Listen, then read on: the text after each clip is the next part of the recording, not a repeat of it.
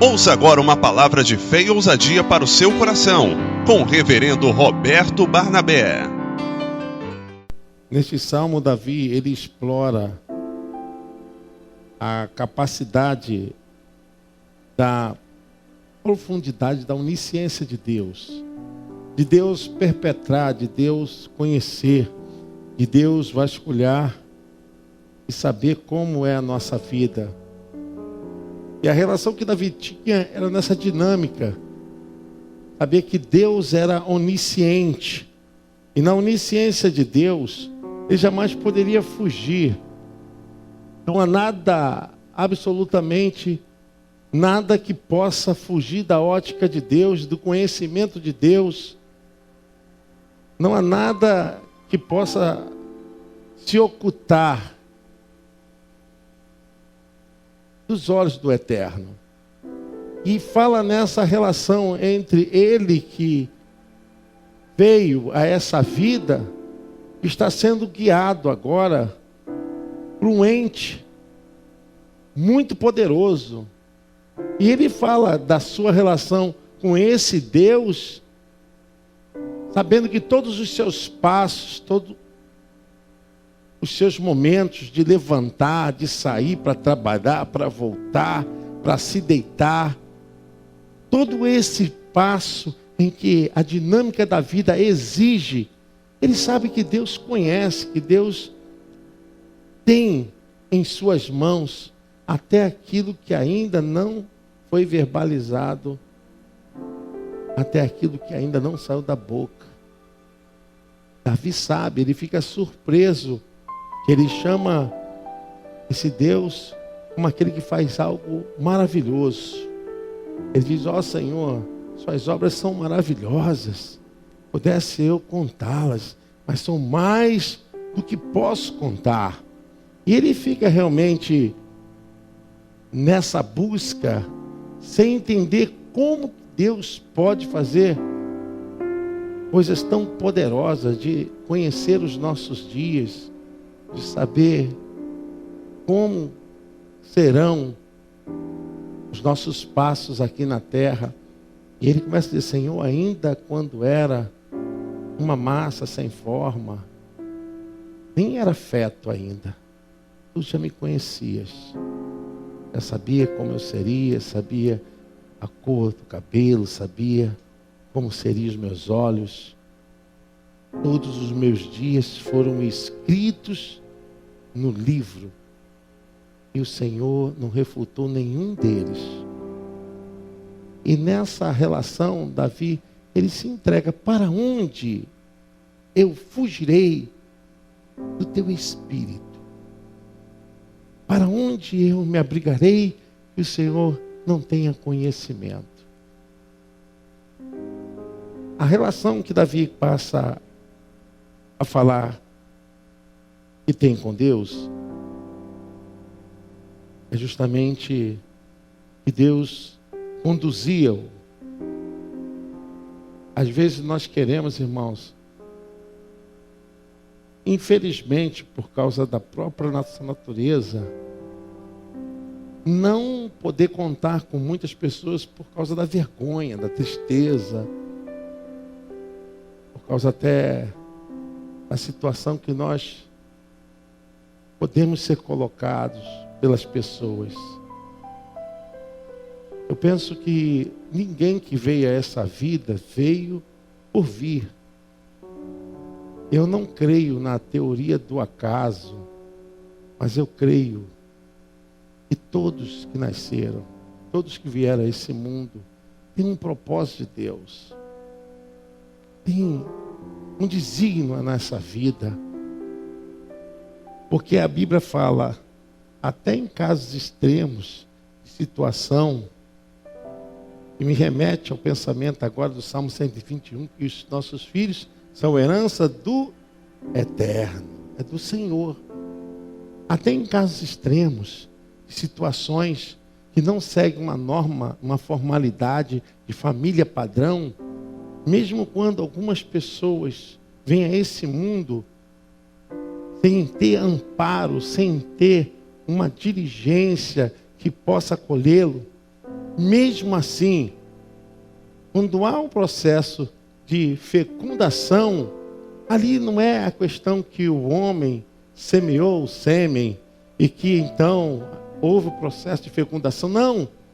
Ali é que existe uma lei e Deus, Ele tem um controle de todas as coisas. Num processo de crescimento, desenvolvimento do ser. Ele mesmo diz, olha, eu te conheci. Eu sabia qual seriam os teus dias. Eu vi os teus primeiros passos. Eu vi o primeiro momento em que você abriu os olhos para essa vida. Todos os teus dias eu vi e todos eles estão escritos no memorial. Amém? Você pode aplaudir o nome do Eterno?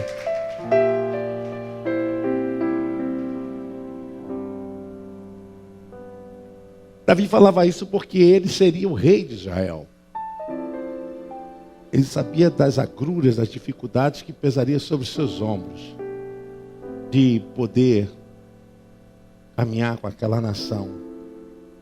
Mas Deus conduz-nos para onde quer que vamos. Amém, irmãos? Deus conduz a sua vida. Ninguém aqui vai ser largado, abandonado, porquanto o Eterno te trouxe para um fim específico.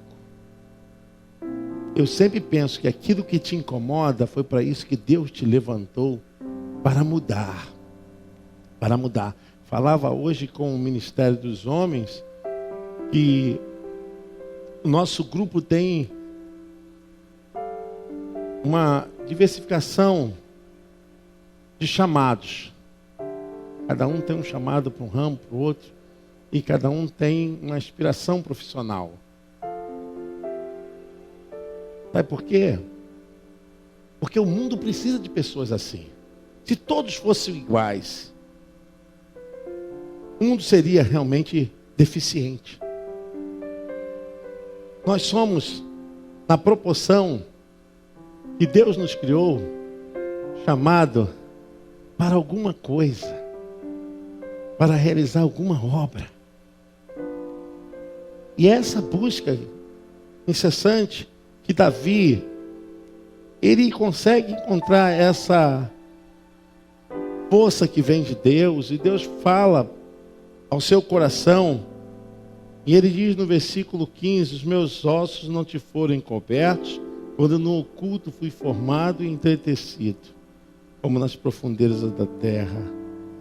Os teus olhos me viram a substância ainda informe, e no teu livro foram escritos todos os meus dias, cada um deles escritos, aí vem, e determinado, quanto nenhum deles havia ainda. Escritos e determinados, quando nenhum deles havia ainda. É um absurdo a gente aceitarmos a ideia de aborto por questão de movimento feministas, por questão de beleza, mesmo porque o feto não é uma completude do corpo.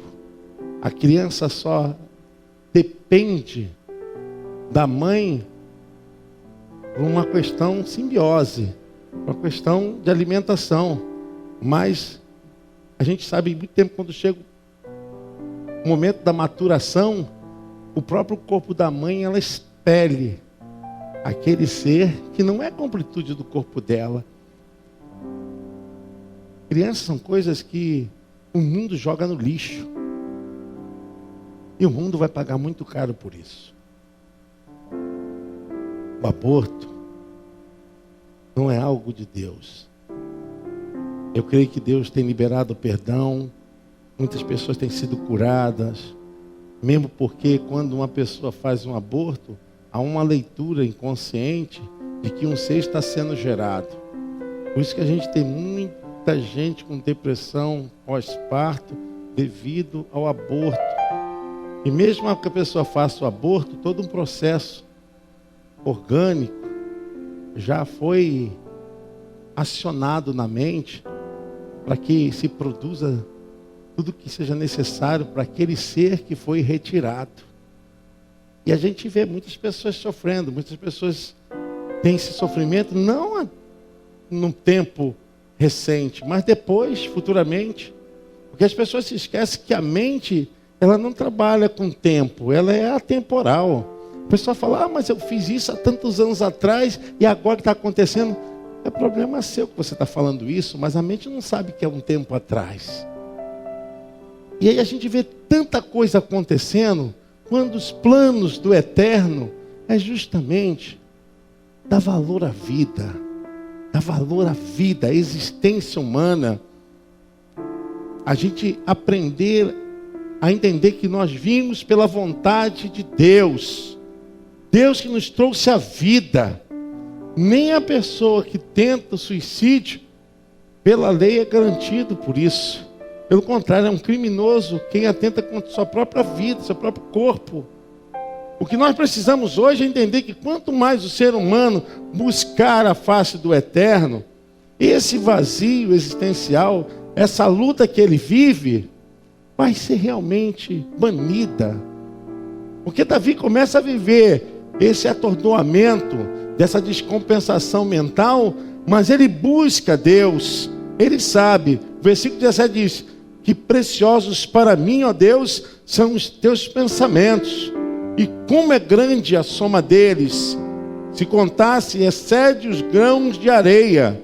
Contaria, sem jamais chegar ao fim. A complexidade ainda com o desenvolvimento. Já saiu agora o genoma, mas as pessoas querem criar uma forma de trazer à vida seres humanos sem esse processo via uterino. Mas o que acontece é que, ainda que o clone venha, ainda que esse processo das pessoas fazerem em laboratório, gente, e a alma? E a existência da alma? Da onde vem a alma? A alma vem de Deus ou vem do homem? É algo para vocês pensarem. Porque a alma é a imagem da personalidade. E ninguém aqui é igual. Ninguém aqui é igual. Todos nós somos diferentes. Milhares e milhares de unidades de vidas. Ninguém é igual. Essa coisa maravilhosa, como Deus pôde fazer isso? Trazer existência à vida humana e dizer, você é singular, Humberto. Igual a você, não existe ninguém no planeta e jamais existirá e jamais existiu. Ninguém é igual a você, ninguém é igual a mim. Nós somos inteiramente especiais de Deus. Deus fez a sua forma, pastor, e ninguém mais será igual a você. É disso que o salmista está falando. Valor à vida. Talvez você tenha pensado em muitas coisas. Desistir, parar. Às vezes somos cercados de pessoas dentro da família complexadas. Pessoas que foram sempre amassadas mentalmente. Para que eu vim a esse mundo? Eu não sirvo para nada. Eu não presto para nada. Tem pessoas que desistem de viver porque não dão valor às suas vidas. E a gente vê pelo contrário. Há uma ação até revoltante aqui do salmista, que a gente deve considerar pelo fato de que ele foi tomado por uma súbita revolta. Ele, Senhor, retira os perversos de mim, aqueles que odeiam o teu nome, aqueles que não fazem a tua vontade. Porque ele sabe quem é Deus e essa experiência que ele tem com Deus abre o seu universo de pensar como alguém poderia ficar contra aquele que é todo poderoso, com aquele que sustenta, governa, como alguém poderia não adorá-lo. E nesse ímpeto, ele começa a ameaçar os malvados. Não que ele quisesse fazer o mal, mas é um momento que ele é dominado por uma reação de revolta. O versículo diz o seguinte, 19: tomar, ó Deus, desse cabo do perverso, apartai-vos, pois, de mim, homem de sangue. Eles se rebelam insidiosamente contra ti, e como os teus inimigos falam malícia. Não aborreço eu, Senhor, os que te aborrecem? Ele diz, e não abomino os que contra ti se levantam. Aí olha só, o coração dele se enfervece, né? Ele fica com o coração pesado e diz, aborreço-os com ódio consumado, como se fosse ódio mortal, consumado. Para mim, são inimigos de fato. Mas graças a Deus, ele começa a entender que quem pode julgar, quem pode analisar qualquer ser humano é Deus. Às vezes, nós queremos tomar o lugar de Deus, pelo fato de alguma coisa ser contra o que nós pensamos, ser contra a nossa fé, ser contra até por inveja. Mas mesmo assim, não deixe o seu coração se enfervecer desses sentimentos. Porque Deus, Ele que julga todas as coisas, amém? Tira da tua alma esse pesar, essa angústia. Tira da tua alma essa força destrutiva. Davi era um homem bom, Davi era um homem pregador, um homem cheio do Espírito Santo, irmãos. Mas foi tomado por uma ação de ódio tão grande, avassaladora. Ele começa a falar coisas e daqui a pouquinho ele muda o discurso. Se vocês perceberem, aquele surto psicótico dominado por raiva, ele diz mesmo, no versículo 23, o que diz a igreja? Sonda-me, ó Deus. Que coisa maravilhosa é quando a gente passa a reconhecer que nós precisamos da ajuda de Deus. Ele pede, Senhor, sonda-me, ó Deus, e conhece o meu coração. A gente pode, irmãos, ficar dominado por um tempo, por um sentimento, por um aborrecimento, mas isso não deve ficar o tempo todo na nossa vida, amém? Você pode aplaudir ao Senhor? Isso não pode ficar na nossa vida o tempo todo. Porque você tem coisas melhores para viver, para pensar. Sonda-me, ó Deus, e conhece o meu coração. E Ele pede, prova-me. Prova-me e conhece os meus pensamentos. Eu penso o seguinte, que nós temos facilidade para ficar pensando naquilo que nos aborrece mais do que naquilo que nos promove. A mente é como uma esponja. Você pegar uma esponja novinha, né? Essa de espuma. E você vê uma porção de água, você coloca assim, ela tem uma facilidade de fazer a sucção, tirar aquela água. É assim a mente. Mas eu penso que Davi pediu isso, Senhor. Veja o que eu estou colocando na minha mente. Me esquadrinha, Senhor. Conhece os meus pensamentos. Conhece os meus pensamentos, Senhor. Eu acho que nós precisamos a cada dia pedir ao Senhor que passa em nossos corações o seu olhar. Senhor, passa no meu coração o seu olhar. Vê se alguma coisa, Senhor. Vê se tem alguma coisa aí que não vai me fazer bem, não é de acordo com a tua vontade. Versículo 24 ele diz, vê se há em mim algum caminho mau e guia-me pelo caminho eterno. A delícia da vida é justamente você saber que aquele que te criou, que te ama, ele não vai falhar, ele não vai errar. Não tem essa. Uma vez a pessoa falou, não, mas eu sou fruto de um adultério. Ah, mas eu não tive meus pais. Mas quem disse que você foi abandonado? Deus foi o teu pai. Ele cuidou de você. Você está aqui hoje. Porque nós temos a tendência sempre de ficar fissurado, fixo naquilo que vai produzir o amargor na alma. Coloca a tua mente naquilo que vai te promover, te fazer.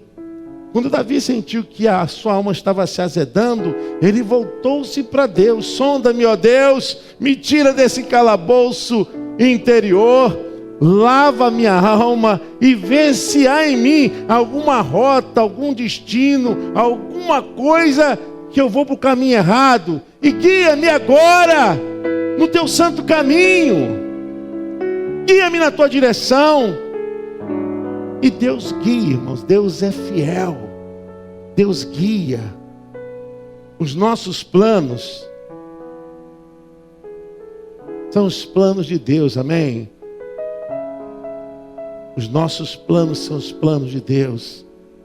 O salmista Davi disse assim: Senhor, guia-me pelo teu plano. Guia-me pelo caminho eterno. Só quem tem caminho eterno é quem é eterno. E Ele guia. Muitos aqui não tiveram experiências na vida, mas possivelmente terão. Outros já passaram, tiveram dificuldades e ficaram presos a algum sentimento. Mas eu quero dizer aqui que nós somos libertos. Não tem que ter espírito de revolta dentro de nós. Não tem que ter nenhum trauma. Não tem que ter nenhum bloqueio, porque nós estamos sendo dirigidos pelo caminho de Deus. Você é o melhor de Deus. E os complexos, as dificuldades, tem pessoas que têm complexo, porque eu sou magro, porque eu sou gordo, porque meu nariz é assim, porque minha orelha é assim, porque meu cabelo é assim, porque isso, porque aquilo. Aí vem um complexo interior, vem as dificuldades. Eu quero dizer, olha, você é absolutamente singular. Você é o melhor de Deus. A mídia tem que fazer isso mesmo. A televisão tem que fazer isso mesmo, porque é o papel dela. O papel dela é vender. Vende ideias, pensamentos. Vende produtos. Vende. O problema todo é que a gente tem que saber onde é que está a nossa mente. Você tem que colocar a tua mente naquilo que vai te edificar, que vai te construir. Infelizmente, as pessoas têm facilidade de ficarem presas àquilo que vai realmente machucar. São pessoas masoquistas, né?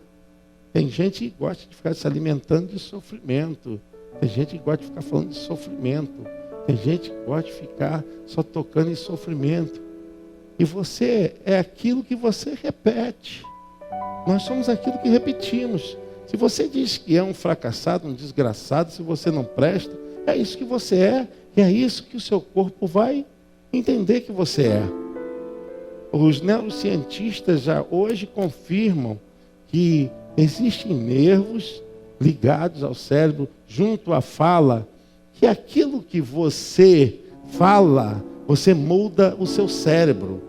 Então é importante, na igreja, a gente vê isso, que coisa bacana, ensinar as crianças a guardar versículos bíblicos, ensinar as crianças a cantarem louvores de maravilha, de vitória, profetizar sobre o irmão. A gente não faz isso. Eu profetizo sobre a tua vida, eu abençoo a sua vida. Irmão, essa é a coisa mais certa, porque o Eterno já havia dito isso.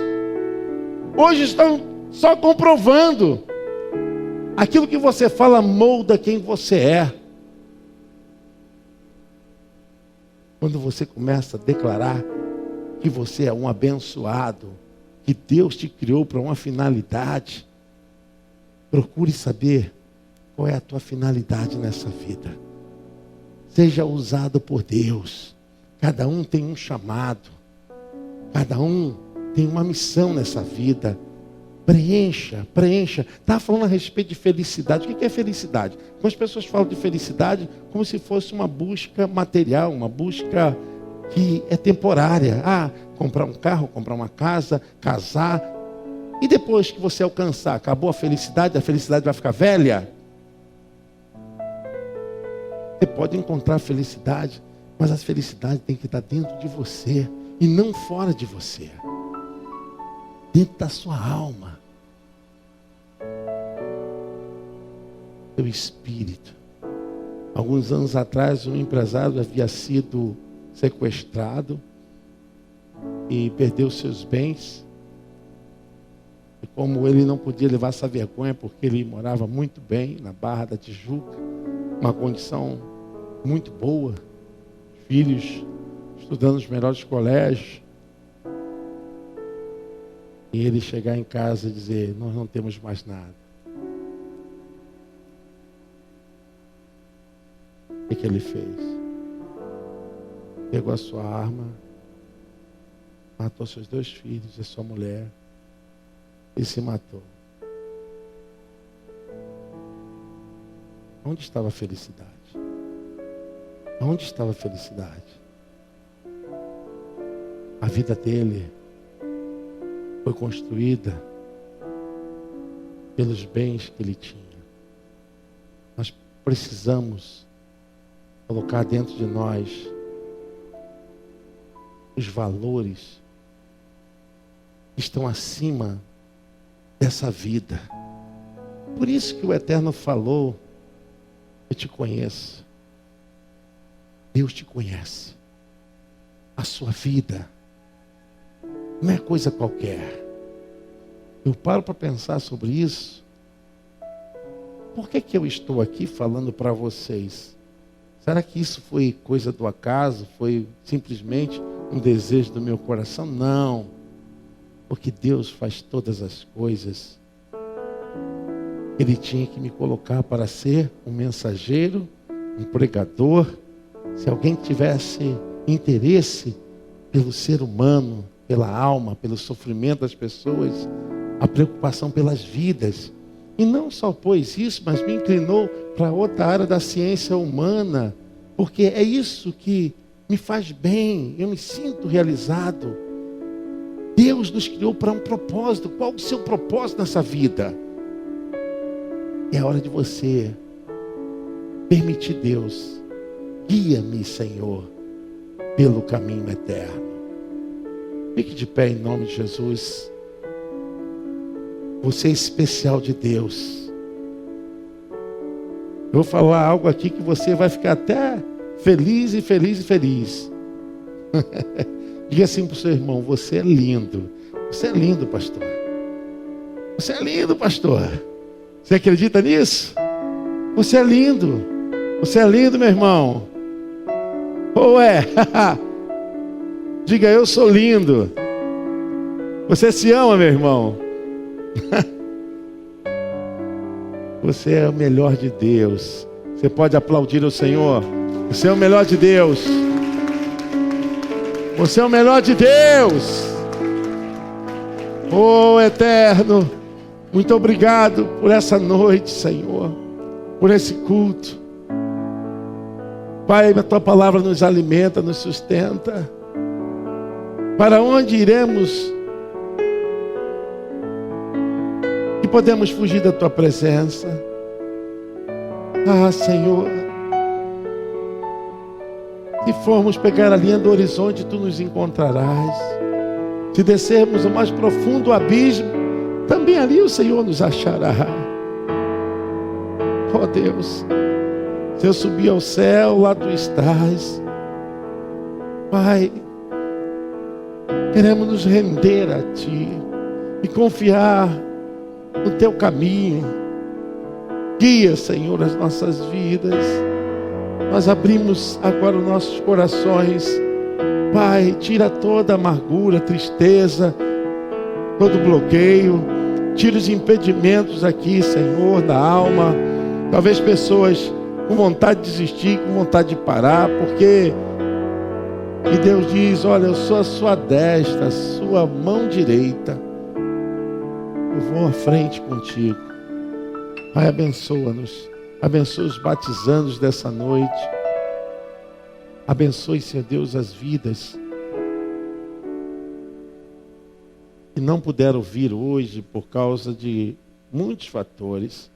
Mas nós queremos orar por essas pessoas. Abençoe as famílias mais uma vez. Abençoe nosso município de Nilópolis. Abençoe, Senhor Deus, nosso governo do Rio de Janeiro, nosso Brasil, Senhor. Abençoa, Pai. Pai, em nome de Jesus, esse povo tem pago um preço muito alto. Senhor, liberta o povo da escravidão, da maldição. Limpa, Senhor Deus, agora a nossa nação de toda obra do diabo, Senhor. Todo ataque de Satanás. Eu não estou falando de homens, Senhor, estou falando do diabo, Senhor. Estou falando dos demônios que habitam, que dominam os corpos, que entram nas famílias. Pai, purifique essa nação. Salve essa nação. Em nome de Jesus. Amém. Você pode aplaudir o Senhor?